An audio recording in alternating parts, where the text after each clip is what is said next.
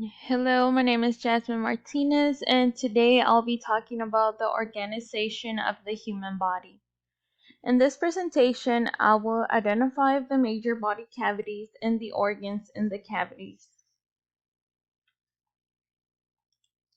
So, what are cavities? Body cavities are an important feature that work along together with other features such as membranes and organ systems to maintain homeostasis. Body cavities are areas in the body that contain our internal organs.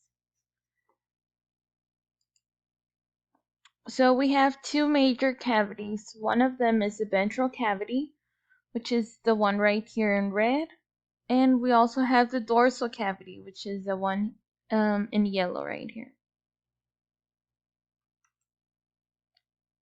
In the dorsal cavity, there's also the cranial cavity, which is the brain. And we have the vertebral cavity, which is the spinal cord.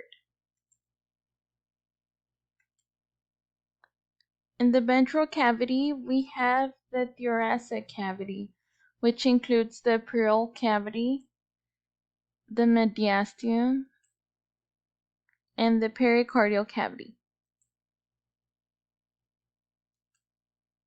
There's also the abdominal cavity and the pelvic cavity. We also have the diaphragm, which separates the thoracic cavity and the abdominal pelvic cavity. And that'll be right here in the middle. Here you can see all the organs in the cavities. As you can see, in the thoracic cavity, we have the heart, the lungs, the esophagus, and the trachea. In the abdominal cavity, we have the stomach, the small and large intestines. We have the liver, the kidneys, the gallbladder, and the spleen. In the pelvic cavity, we have the urinary bladder, the reproductive organs, and the end of the large intestine.